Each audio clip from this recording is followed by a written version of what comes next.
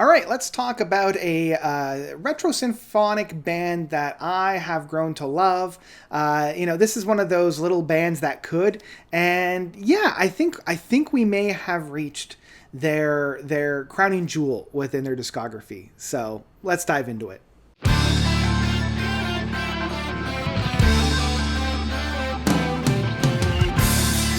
Collapse the Wave by Is. So, is a US retro prog band or symphonic retro prog band.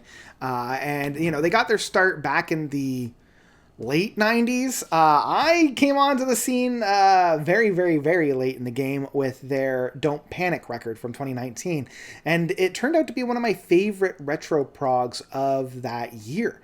I can still very easily remember the big moment within that album that I still love, and it's like that don't panic, really paying homage to The Hitchhiker's Guide to the Galaxy.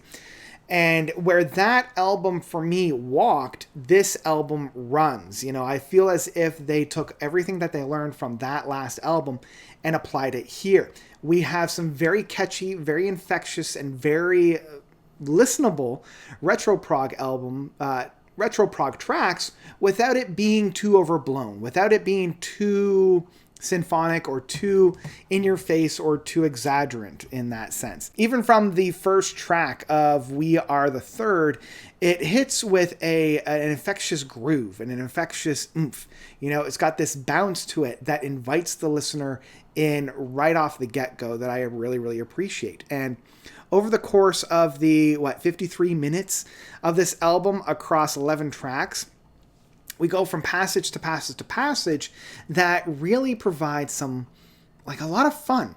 And that's one of the things that I keep coming back to is how fun this album is. We have those big grand gestures that a band in this kind of caliber will offer.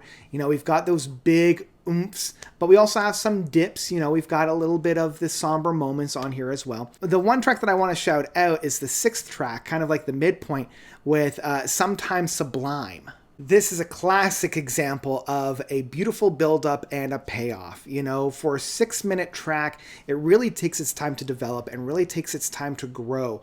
We have the beautiful vocals and harmonizations within these two women. They're singing back to back with one another, and it really does build itself up. And we get into the latter half of this track with this soaring guitar work. It's very, Pink Floyd, David Gilmour, as a lot of these guitarists have when we're dealing with a retro prog, but there's this tangibility to it and this immediacy that I particularly gravitate to that I really, really enjoy. So even though we're covering, a whole lot of gamut on this one, for example, like the 3rd track of Brace for Impact has this really infectious groove. It's very metal. It's very heavy in that sense. It's very rockin'. Even though it doesn't necessarily go right into the big hard rock metal aspect.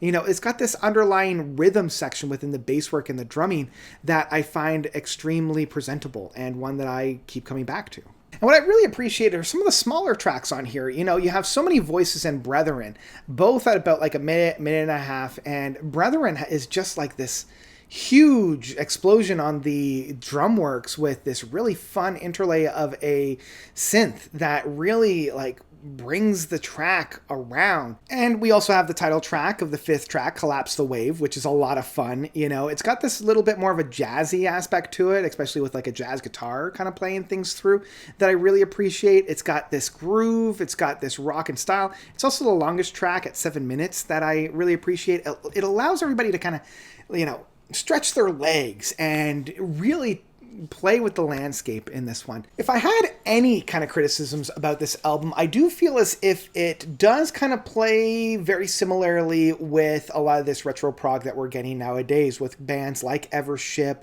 bands like Southern Empire, even like the Baroque Project that I reviewed earlier this year. It does feel a little bit of same. Like when we look at a track like Not About Me, the 9th track, yeah, you've got these really fun jazzy aspects. You have these really fun and groovin' rock moments on it. But I don't feel as if you're really creating something that I don't know, goes too far away from the norm. You know, it was just kind of like there and I'm waiting for something else, you know? Now, that's not necessarily a huge problem. It's just if I were to look for things that could have been improved, I think there would be a little bit more stay power. You know, with a track, as I mentioned, with Not About Me, I was kind of hoping for like that immediacy, that moment that I wanted to return to. Even with a track like Soak Up the Sun, the 10th track, I was basking in it. I love the flavors of it.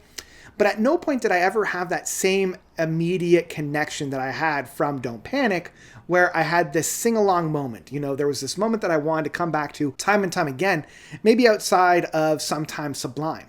Now, that being said, a lot of this fun, jazzy, quirky styles of the PROG outfit could still be found within the final track of And We Will Go.